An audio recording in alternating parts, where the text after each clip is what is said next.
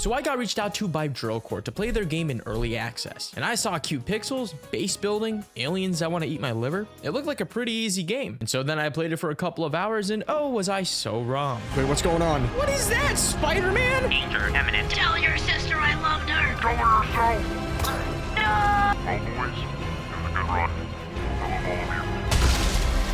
I love all of you.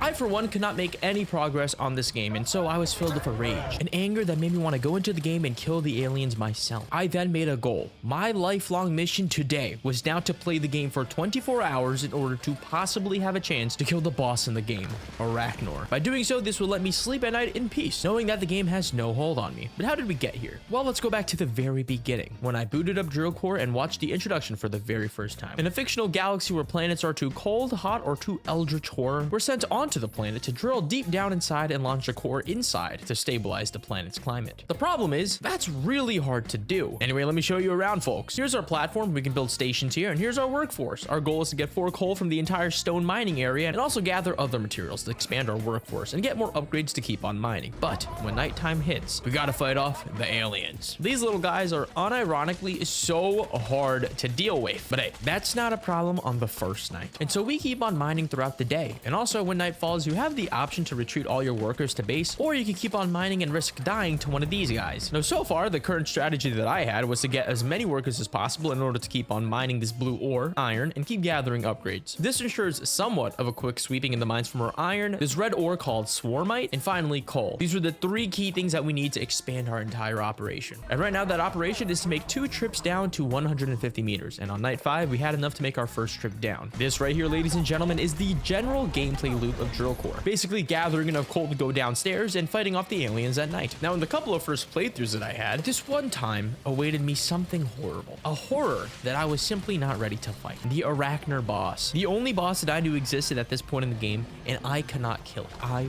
was weak. Arachnor almost took out my entire base, but luckily it fled. I don't know how, I don't know why, but I'm glad that it did, because I was able to take what was remaining of my core's HP and leave. I was able to somewhat heal the planet of its climate and went on back home to get our upgrades. But although our mission was a success, this was the easiest difficulty. This was novice mode for babies. And there was a ton of more difficulties, meaning that I had a long time until possibly having a chance to kill this boss. But luckily for us, we had upgrades, people. After enough successful missions, one could procure enough upgrades to boost your general progress. And like the stinky boy that I am, I kept on grinding novice missions because those were the ones that I could actually complete. And after enough of those missions, I had enough resources to gather our first batch of stinky upgrades. And one of these upgrades was the starting technology bonus. You see, across the entire run, you have the chance to basically choose a bunch of technologies that can either help your mining or help defend your base. And the way that you get them is while you're mining, instead of picking up some iron or swarmite or coal, you can pick up these little green little iPads and bring them home. But now, luckily for us, instead of going to mine and picking a random technology out of the 3, we can choose one of these bad boys to pick up off the rip and bring them into battle immediately. And so right now, I thought that the best choice of action was to settle on the bar, because alcohol is great, but this building would give us a nice boost to our workers' efficiency when you place it down, letting us either mine faster, gather faster, shoot faster, move faster. I don't know, faster is better. But when I started playing on the core master difficulty, I was wiped. The aliens and the worms completely destroyed my entire operation, causing my core to explode, my crew to die, and causing us to flee the scenes when the mission failed. And believe me when I say this,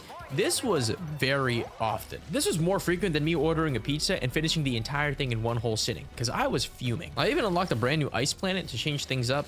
That was pretty fun. But the aliens were stronger there too, so we had no luck. But the thing is, the aliens actually did not know about my master plan. You see, believe it or not, I was failing these missions on purpose. Whenever you fail a higher level mission, even though you don't get all of the rewards for completing the contract, you still get some of the rewards. And whenever you play on a higher difficulty, those rewards increase much more faster than if you just completed a novice level mission. And so I was doing the strategy of playing the highest possible mission level that I could probably do. And even if I were to die, I still got enough rewards to start getting permanent upgrades. These permanent upgrades were fantastic, and on top of that, I was also learning some of the new technologies that I had to like. For example, the sonar. Check out this bad boy. This let me see the entire mining stratosphere and choose the best route for getting iron and coal. You see, I was making progress when the aliens didn't know it, and every single time I was failing an operation, little did the aliens know I was pulling an Ender's game. And honestly, it was paying off. As I started getting more upgrades and being more familiar with the technologies, I started winning my battles, extracting safely and launching an entire nuclear bomb into the planet's core to warm it up. I still don't know how that works. And with time came with more knowledge. I realized that drone stations were fantastic. And at this point, I unlocked the 5th difficulty in the game. I was on an absolute rush. The occasional failures weren't much of a problem to me if I could just upgrade my entire base after the mission because I could just get enough resources. And then finally, after more than 18 hours, it was time. A rematch with Arachnor. During this run, I was taken quite aback. I did not expect this man to pop up immediately. And even though I was surprised at the arrival, I hesitated no more than a calm sweat on my left ass cheek. During this run, we barely had any core health, but we stood our ground strong. I threw everything I had into offense. I sold all of my buildings praying that this would be the run where we killed the stupid spider. And against all odds, it was working. We were doing so much damage that it was impossible to not kill the spider at this rate.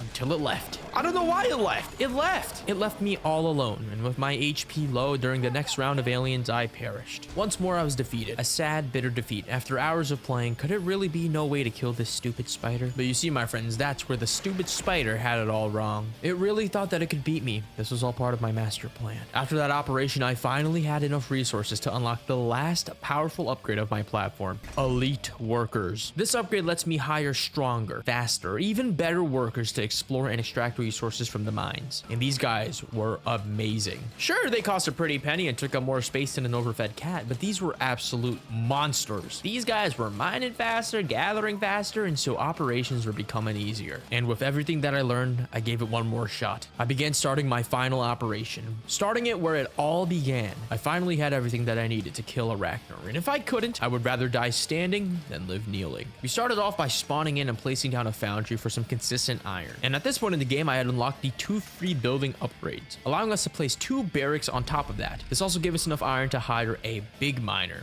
That's what I like to call them. And immediately our start to this run was heavily optimized. Our goal was like before, get as many miners and gatherers as possible and continuously mine at night in order to maximize our resource gain. Okay, my plan is to just keep going like this. No one should die by, I don't know, like day 10. I've basically gotten like all of the upgrades to make the workers move faster. It's going really well. Okay, so we're 250 meters deep. For some reason, Arachnor hasn't visited yet, but I think he's kind of scared. We have a lot of turrets and we have a lot of like activities. Okay, I think we kind of found like a sweet spot. I'm kind of progressing really, really fast. I think this is the best run I've ever had. We're 300 meters deep. I can mine really, really fast and extract really, really fast. The only problem is that my workers keep on dying to all the bugs downstairs. But upgrades wise, we're doing really good. I just don't know if I should be spending all of my iron into like defenses right now, or I should be spending them into more workers. Okay, tell you what, I think I'm gonna try to get more technologies. I think if I can get like another ability or another building for better turrets, I think we should be able to kill Arachnor. This is officially the deepest we've ever gone. We are 600 meters deep, but for some reason Arachnor's not coming yet. I don't know why. Wait, he's coming now. Arachnor is approaching you. He will reach the mine at night. I'm gonna get a couple more resources. Our HP is not super high, but I need a couple more iron. I think I'm gonna try to get more defenses, and then I think since I'm basically ready to leave whenever I want, as soon as Arachnor comes, I'll just sell everything and put it into defense. Okay, I'm just gonna upgrade everything too, just in case.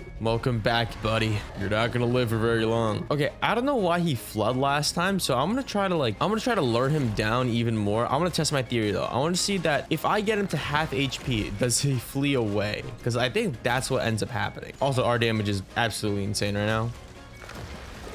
Yeah, see, half HP and he runs away. That's so weird. So does that mean we have to kill him in one fell swoop? Like we have to lure him all the way down, and then once he's super low, we can just, dude, I don't know if I can do that. Okay, well, I try to kill him, you know, Arachnor, whatever. I guess I'll leave soon because it's already 700 meters and I'm already almost dead. Wait, what? He's coming back at night? Why? Dude, leave me alone.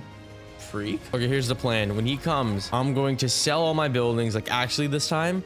And I've already sold all of my military buildings, all my weapons. I didn't sell all of my abilities. I'm gonna get him to go down all the way, and then I'm gonna shoot him. So that way, even though his HP's maxed or whatever it is, I can kill him on the way up. Wait, his HP's halved. It's halved. Wait, we have a chance. Let me build everything again. Maybe you're supposed to fight him like 2 times. Why did I think about that? Oh, wait, I think we got it this time. Dude, there's no way. Our damage was insane before, and now I have all this iron. I can pick whatever things I want. Dude, look at our damage. Oh my God. There we go. We killed it. I'm leaving. I'm done. I'm leaving. Holy shit, we killed it. You know how long that took me?